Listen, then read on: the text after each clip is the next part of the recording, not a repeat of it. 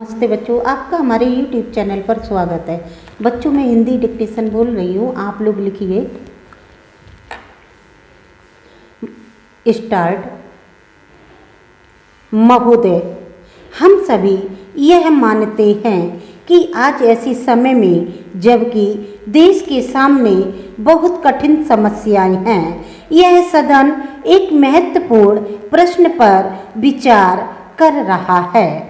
माननीय प्रधानमंत्री जी ने आज जो भाषण इस सदन में दिया है और जो अपील उन्होंने राष्ट्र के नाम पर प्रसारित की है, उसके लिए हम उनको हृदय से धन्यवाद देते हैं।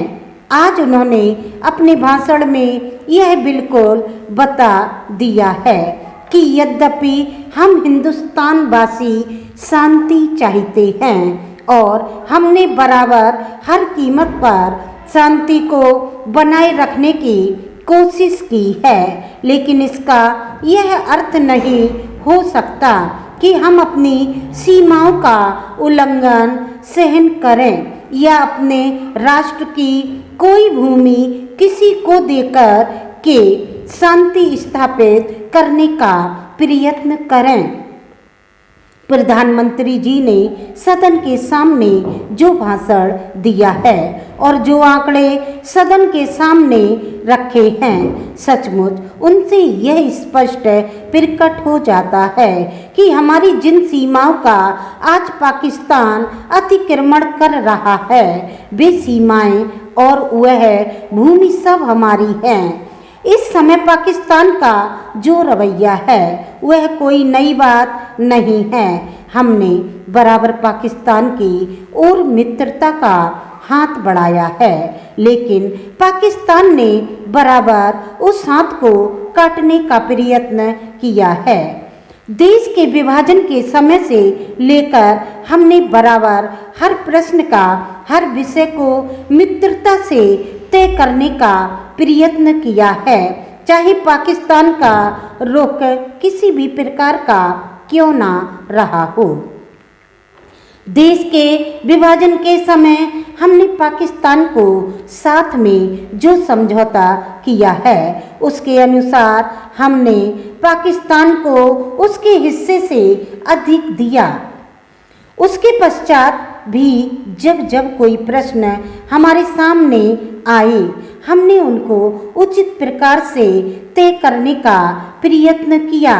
आज भी पाकिस्तान की तरफ हमारा करोड़ों रुपए का कर्ज है, जिसको पाकिस्तान ने आज तक नहीं दिया है, लेकिन फिर भी हमने पाकिस्तान के साथ अच्छा बर्ताव रखा है।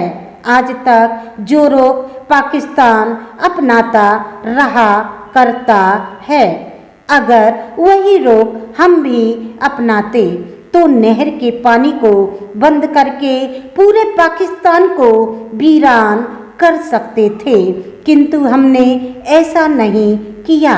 एक देश के साथ दूसरे देश के संबंध आपसी सद्भाव और नैतिकता के आधार पर ही स्थापित रह सकते हैं।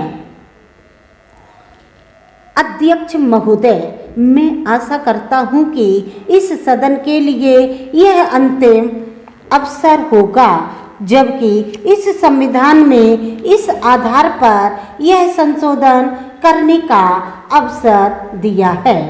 इसलिए मैं आशा करता हूं कि इसकी जड़ में जाने के लिए हमारे सदन को और सरकार को एक हिम्मत होगी। हिम्मत की बात मैं इसलिए कह रहा हूँ कि हम में से अधिकांश लोग इसी समाज में आते हैं और हम जानते हैं कि जिनके हाथ में संपत्ति है, उन्हीं के द्वारा यह अछूत और छूत का रोग फैला हुआ है। यह वर्णाश्रम धर्म नहीं है, हमारे यहाँ यह धनाश्रम धर्म है, संपत्ति पर आधारित है और इसके लिए मैं इतनी ही आशा कर लेता हूँ कि आज अभी जो देश के विभिन्न भागों में जमीन कुछ हाथों में केंद्रित है, जब तक जमीन के एकाधिकार को हम नहीं तोड़ सकेंगे।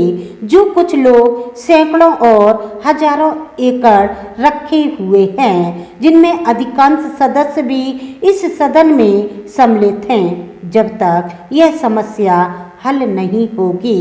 इसलिए मैं यह कह रहा हूँ कि सदन को भी हिम्मत होगी कि आज जिस तरह से हमने लगभग एक मत से इसको स्वीकार किया है, भूमि सुधार का प्रश्न जिसकी चर्चा उठी है और हम उठाएंगे कि जो जोतने वाला है, जो खेत पर मेहनत करता है, जिसमें 100% हरिजन तो है ही, आदिवासी भी हैं, तो जो मेहनत करता है जमीन पर उसका अधिकार होगा।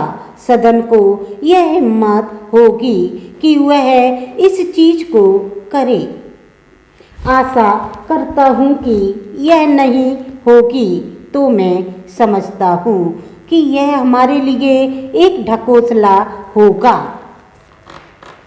हमारे लिए यहाँ अशांति क्यों होती रहती है? इसलिए नहीं कि पुलिस वालों की संख्या बहुत कम है।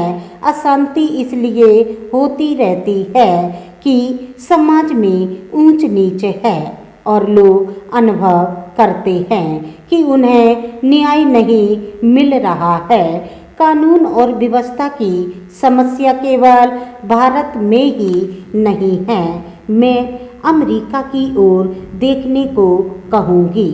मैं कहूँगी कि आप अन्य अनेक विकसित देशों की ओर निगाह डालें, जहाँ ना पैसे की कमी है, न रोजगार की, न दुनिया के सुख साधनों की। मैं आपको विश्वास दिला सकती हूँ कि एक अकेली स्त्री जितनी सुरक्षित भाव से दिल्ली या बम्बई की सड़कों से गुजर जाती है, उतनी ही उन देशों के अनेक शहरों से नहीं गुजर सकती। गुजरात को क्या सहायता दी गई? क्या आपने इसके आंकड़े देखने का कष्ट किया है? मैं यहाँ कागज पत्र लेकर नहीं आई हूँ, लेकिन मैं कह सकती हूँ कि गुजरात को भारत के कई राज्यों की अपेक्षा अधिक सहायता मिली है। आपने एक या दो विशेष परियोजनाओं की चर्चा की है। प्रत्येक परियोजना पर उसकी आवश्यकता के अनुसार विचार किया जाएगा और आवश्यकता का यह अभिप्राय नहीं है कि अमुक फर्म या व्यवसाय गृह को क्या मिलता है। आवश्यकता का आशय यह है कि उससे देश को अपने पांवों पर खड़े होने में सहायता मिलती है। बच्चों, आप लोग पूरी डिक्टेशन लिखना, ऐसा ना करें कि आप अधूरा छोड़ दें। बच्चे थक जाते हैं, लेकिन थकान को ना महसूस करें और पेंसिल को बहुत हल्के से पकड़ें, जिससे हाथ ये दर्द ना करे। आप लोगों से यही है कि आप लोग पूरी डिक्टेशन लिखें और हमारे साथ बने रहें।